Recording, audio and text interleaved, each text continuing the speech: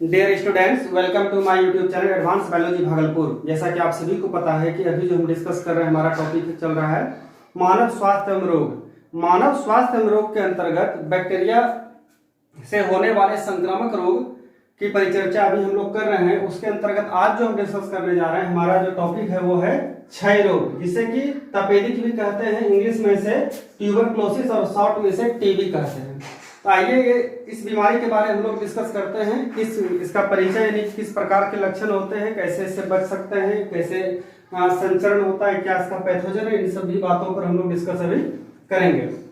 सबसे पहले परिचय, यह एक भयानक संक्रामक रोग है। भयानक कहने का मतलब हो गया बहुत ही खतरनाक बीमारी है, और लोकल स्तर पर मतलब कि अलग अलग जगहों में इसे कहीं यक्ष्मा कहते हैं, कहीं राज यक्ष्मा, सील, शोथ आदि अलग अलग नामों से जाना जाता है। यह रोग हो जाने पर शरीर के समस्त बाहरी तथा आंतरिक क्रियाओं पर बुरा प्रभाव पड़ता है। कहने का मतलब यह हुआ कि यह जो ट्यूबरक्लोसिस यानी टीबी बीमारी होने के बाद, टीबी में क्या होता है कि अंदर तो बिगड़ ही जाता है, साथ में बाहरी लक्षण में भी उसका कुप्रभाव दिखाई देने लगता है। इसलिए कह सकते हैं कि यह जो है अंदर और बाहर दोनों पर ये नुकसान पहुंचाता है।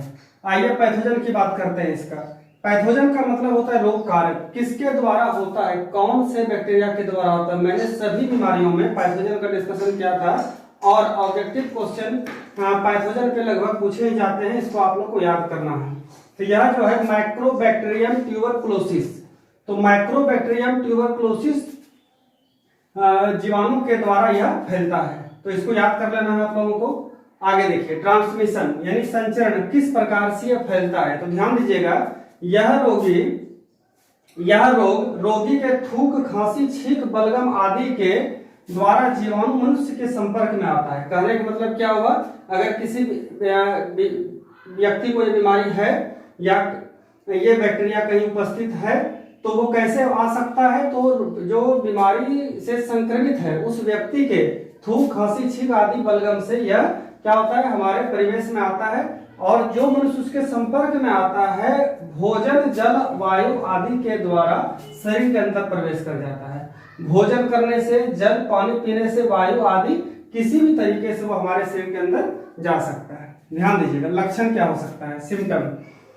रोगी कमजोरी तथा दुबला पतला हो जाता है। सबसे पहली बात कि रोगी क्या होता है, कमजोर हो जाता है। इसमें जीवाणु फेफड़े में प्रवेश कर निवास करने लगता है और अनुकूल वातावरण की प्रतीक्षा करता है। ध्यान दीजिएगा, कहने का मतलब क्या हुआ कि इसका यह जीवाणु हमेशा हानिकारक नहीं होता है। ये अगर हमारे शरीर में प्रवेश कर फेफड़े में चला गया तो वो बार बार डिस्टर्ब नहीं करेगा, लेकिन वो अनुकूल परिस्थिति का वो इंतजार करता है। अनुकूल परिस्थिति क्या हो गया कि जैसे कि वो इनएक्टिव केस में पड़ा हुआ है, लेकिन अनुकूल परिस्थिति यानी वातावरण जब उस बैक्टीरिया को पनपने अर्थात एक्टिव होने के लिए अगर उसको वातावरण सही मिल रहा है, तो फिर वो एक्टिव होकर बीमारी उत्पन्न करेगा, यानी उसका जो कुप्रभाव देखने को मिलेगा। अदरवाइज अगर सावधानी बरती जाए तो हमेशा वो हानि नहीं पहुंचाता है।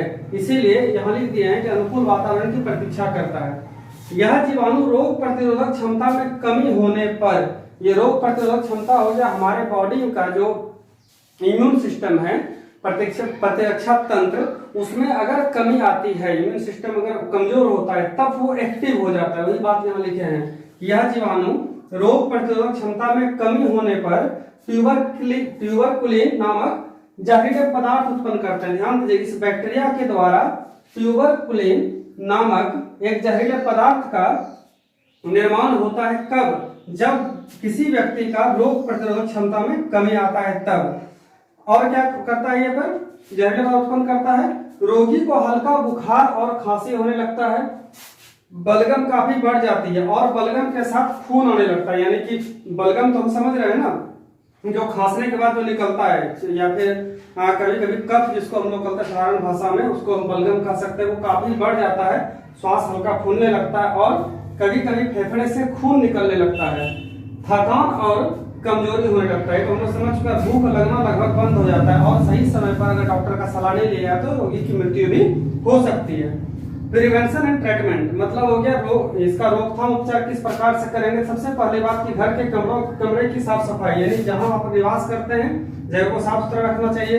लगभग सभी बीमारियों का ये मुख्य लक्षण है, लेकिन इसमें सबसे महत्वपूर्ण है कि हवादार जगह जहां वायु और प्रकाश पर्याप्त मात्रा में आते रहे, यानी दम घुटने वाला बंद कमरा में नहीं रहना चाहिए, जहां हल्का हवा आते रहे और वहां वायु आते रहे।